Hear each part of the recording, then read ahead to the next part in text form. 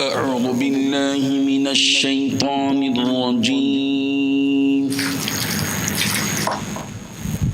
بسم الله الرحمن الرحيم وإذا قيل لهم اتبعوا ما أنزل الله قالوا بل نتبع ما ألفينا عليه آباءنا أولو كان آباؤهم لا يعقلون شيئا ولا يهتدون ومثل الذين كفروا كمثل الذي ينعق بما لا يسمع إلا دعاء ونداء صم بكم عمي فهم لا يعقلون صدق الله العظيم. حاضرین و ناظرین، یہ درس نمبر 110 ہے اور سورہ بقرہ کی یہ دو آیتیں ہیں، آیت نمبر 170 اور 171، 170 اور 171۔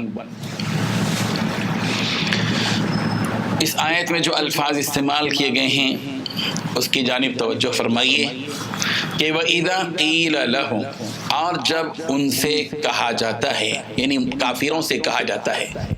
کہ اتبعوا، کہ پیروی کرو تم، ما انزل اللہ، اس چیز کی، اس کلام کی جو اللہ نے نازل کیا، تو قالو، یہ کافر اور مشرک کہتے ہیں، بلکہ نتبعو، ہم پیروی کریں گے، ما، اس چیز کی جو الفینا، ہم نے پایا، علیہ، جس پر آباءنا، ہمارے باپ دادا کو۔ اولو کان آباؤہم، کیا یہ ایسی صورت میں بھی اتباع کریں گے جبکہ ان کے باپ دادا لا یعقلون شیئا، کچھ بھی عقل نہیں رکھتے، ولا یہتدون، اور نہ ہدایت رکھتے ہیں۔ وَمَثَلُ الَّذِينَ كَفَرُوا، اور ان لوگوں کی مثال جنہوں نے کفر کیا، کَمَثَلِ الَّذِي،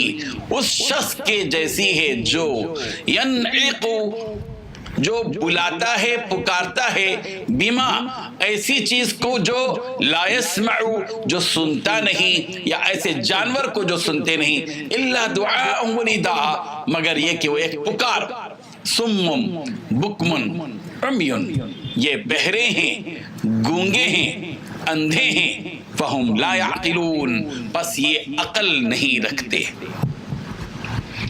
وَإِذَا قِيلَ لَهُمْ سے جو بات کہی گئی ہے، شروع کی گئی ہے بات کو، اس کا پورا ترجمہ سن لیجئے کہ اور جب ان کافروں سے کہا جاتا ہے کہ اس کلام کی پیروی کرو جو اللہ نے اتارا ہے، تو وہ کہتے ہیں کہ نہیں، ہم تو ان باتوں کی پیروی کریں گے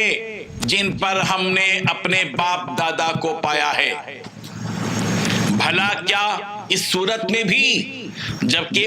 ان کے باپ دادا ذرا بھی سمجھ نہیں رکھتے ہوں اور انہوں نے کوئی آسمانی ہدایت بھی حاصل نہ کی ہو، اور جن لوگوں نے کفر کو اپنا لیا ہے ان کو حق کی دعوت دینے والے کی مثال کچھ ایسی ہی ہے جیسے کوئی شخص ان جانوروں کو زور زور سے بلائے جو ہانک پکار کے سوا کچھ نہیں سنتے، یہ بہرے، گونگے، اندھے ہیں، لہذا کچھ سمجھ نہیں رکھتے۔ حاضرین و ناظرین، ان دو آیتوں میں اللہ تبارک و تعالیٰ نے دو باتیں بتائی ہیں۔ سب سے پہلی بات یہ ہے کہ جو مشرکین ہیں، مشرکوں کا جو یہی طریقہ رہا کہ انہوں نے اپنے باپ دادا کے طریقے ہی کو سب کچھ سمجھ رکھا تھا، وہ آسمانی ہدایت کی طرف کچھ توجہ نہیں رکھتے تھے۔ اللہ کی طرف سے کیا ہدایتیں اتری، آسمانی کتابیں نبیوں پر اتری، ان میں کیا ہدایت دی گئی ہے، ان میں کیا احکامات دیے گئے، ان سے ان کا کوئی سروکار نہیں تھا۔ یہ مشرکین اپنے باپ دادا کے دین پر عمل کرنے میں بال برابر کمی نہیں کرتے تھے، اگرچہ کہ ان کے سامنے حق بات دلائل کے ساتھ پیش کی جاتی تھی، جب بھی وہ اپنے باپ دادا کے طریقے پر ہی عمل کرتے اور اسی کی اتباع کرتے تھے، اور کسی بھی قیمت پر اپنے باپ دادا کے طریقے کو چھوڑنے کے لیے تیار نہیں۔ اللہ تبارک و تعالیٰ نے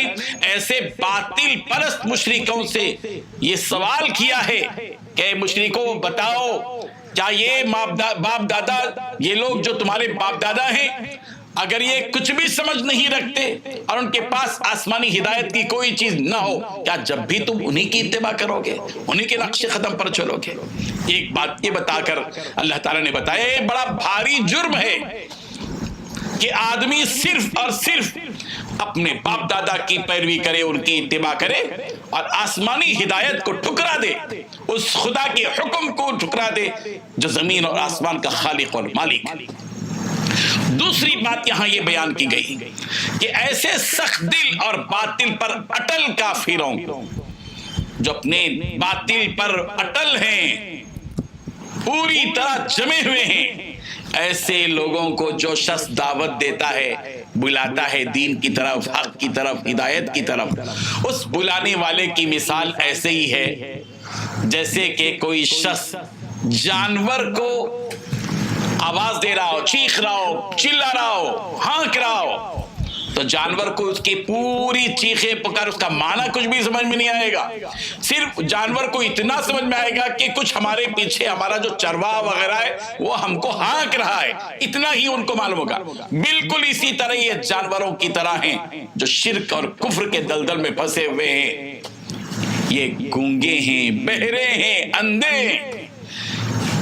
یہ گونگے بہرے اندھے کا مطلب ظاہری میں نہیں، حقیقت میں